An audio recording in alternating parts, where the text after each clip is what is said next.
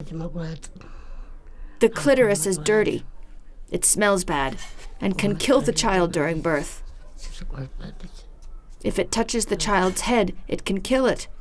If you don't remove it, nobody will want to marry you. The desire for other men will make you go off with anyone.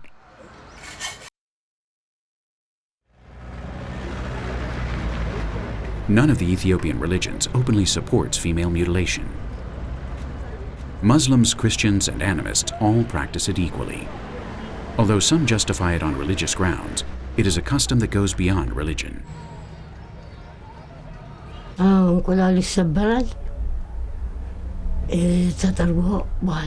First, before making the cut, I take an egg and throw the yolk on the ground. This is very important for everything to turn out okay. Then I take the razor blade, I boil it in water, and I cut. I do the mutilation. After removing the piece of flesh, I stick it in cow shit and take it out of the house.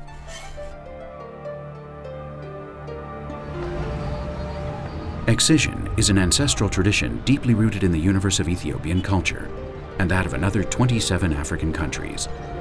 In the year 2000, 2 million African girls were mutilated.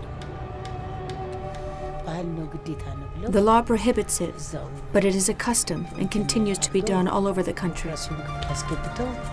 It's a tragedy for all of us, but it's our fault for letting our daughters continue to go through this just because it's tradition.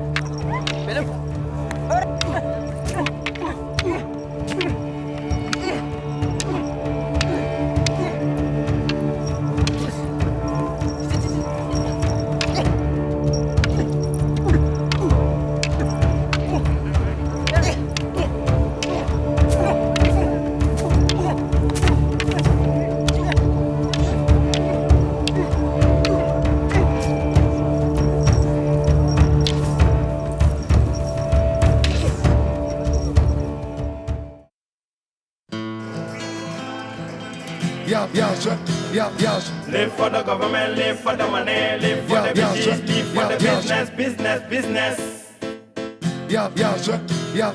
Live for the government, live for the money, live for the business, live for the business. African tradition also has its own aesthetic sense. According to this tradition, a beautiful woman should be largely proportioned and know how to satisfy all her man's needs. For this reason, to recover the traditional sense of African beauty, the Miss Jongama contest has been held for some years in Senegal. The participants must be single women. This contest is the shortest route to getting a good husband. My dream is to get a good husband, a husband who doesn't leave. Men today will go right off with another woman, and when they return, they start with their stories, this, that, and the other thing.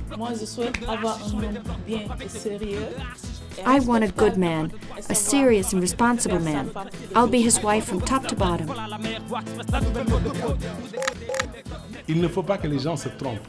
Jongama is a set of values. People should not be mistaken.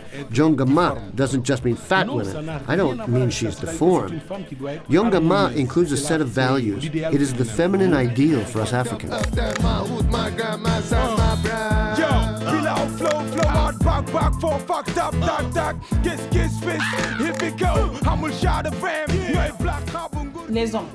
Men are like children. When they get home, you have to have dinner ready for them.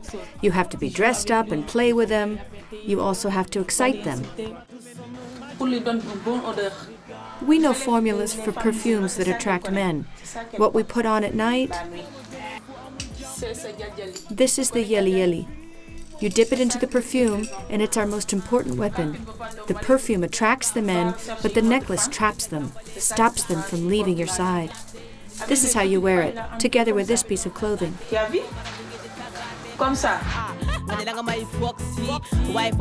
Women are the main guardians of tradition, and at the same time, it is they who struggle to break its chains. And at the epicenter of that tradition, which they work to preserve, we find marriage relations, the family. Even today, for the vast majority of African women in both city and country, their greatest dream is to get a good husband and have lots of children. I won't accept marriage to someone who makes me stay at home. I categorically refuse because I want to be of use.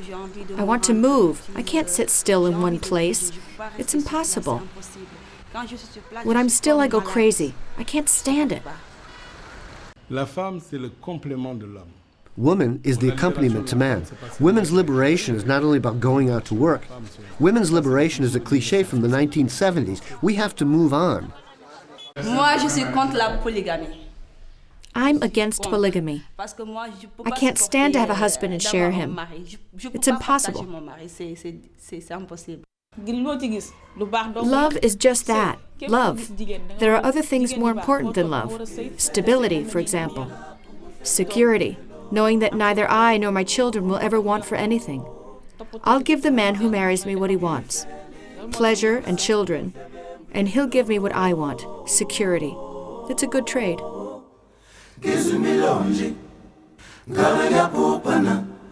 Kuluhlaza kushaya umoya elobomzi kwamakutuza Kizimilonje ngabe ngiyaphuphana Kuluhlaza kushaya umoya elobomzi kwamakutuza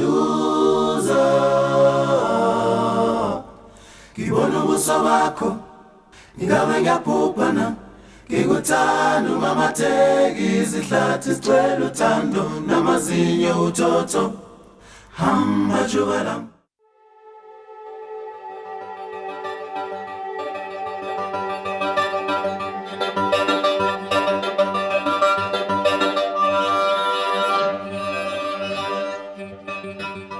If some try to recover the traditional sense of beauty and the African family, it is because this is being lost, and above all, in the big cities. Western canons of beauty are taking over. Men prefer women who are tall and slim, and the women want to lighten their skin to look like white women. In the markets of all large African cities, they sell products that lighten the skin quite rapidly.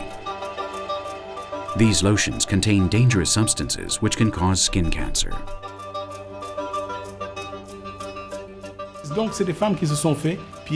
There are women who have fallen into the trap of lightening their skin, but that doesn't make them white, and there are also risks.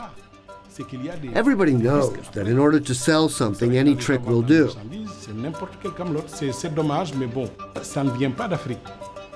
But this doesn't come from Africa. The products sold to these women are products made in Europe or the United States.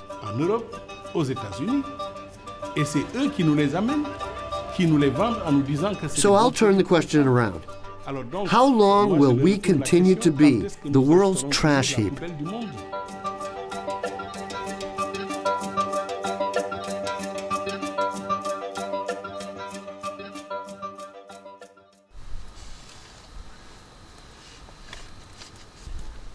But in reality, the flow is two-way.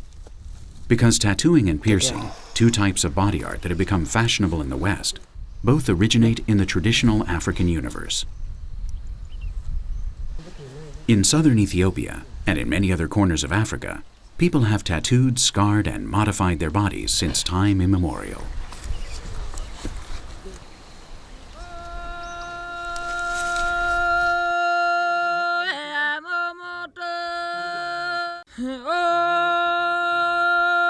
In Niger, the young Wadabe paint themselves and sing like women to celebrate the coming of the rains.